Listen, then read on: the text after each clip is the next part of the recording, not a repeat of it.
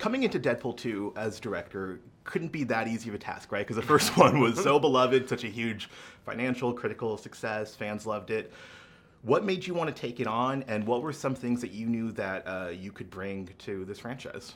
I think granted, it's daunting. Holy shit, Deadpool 2, how could I ever live up to the first one? What a task. But the world is so fun, and I was such a huge fan. It was so tempting, and I'm a fan of Ryan. And so after the initial meeting and talking about, what he really wanted to do with the franchise, I couldn't say no. But I really did realize that the world is so creative and expansive that there was enough room for me to have sort of an imprint as a director, and still deliver on the original sort of heart and soul and irreverence mashup that it is for the fans.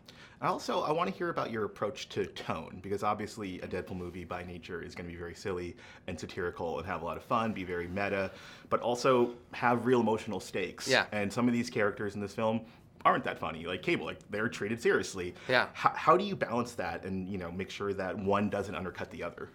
It's a real fine line, and you end up shooting options, and you sometimes find it in editorial. But I'll say this: a lot of it after we had our initial meetings and we went off to sort of write the draft.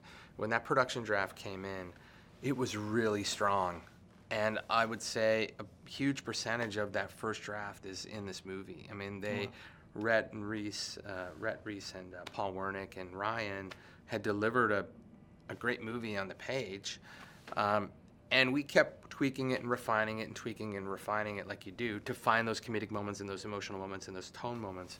But it's just good writing. Yeah, and what did you like about, there's a lot of additions in this film, but I want to focus on Cable and Domino as obviously two of the most significant. Those are characters that, loom large in comics, and they're translated, I think, almost effortlessly here. And what did you like about what they bring to this film and kind of broadening the world of Deadpool? Well, I think there's two things going on. One, I have two great actors that can do anything, so it was great to have their support. I've never gone wrong when I bet my career on great actors. But the other thing was we tried to sort of distill their powers down to something that was palatable, not only for the fanboys, but for an audience that didn't know who they were, but allowed for the expansion of that later. So Cable, we were subtle with our choices of how much of the virus or his past we told, but we laid the groundwork for learning about Hope or whoever later. And Domino, we took that sort of laws of probability idea of her power and just sort of, for an action standpoint, sort of turned it on its head and had fun with it.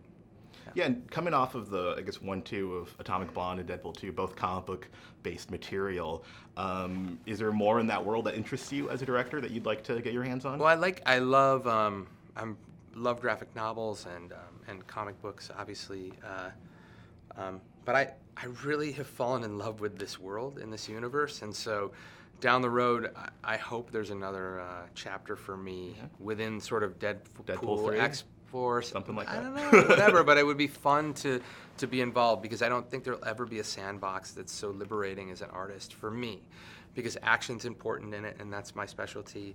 Comedy is important, and that's something I love. But there's also this artistic, surreal stuff that you can do only in Deadpool. You couldn't get away with it in another Marvel movie, but Deadpool, you can take him to the afterlife, or you can do whatever, right?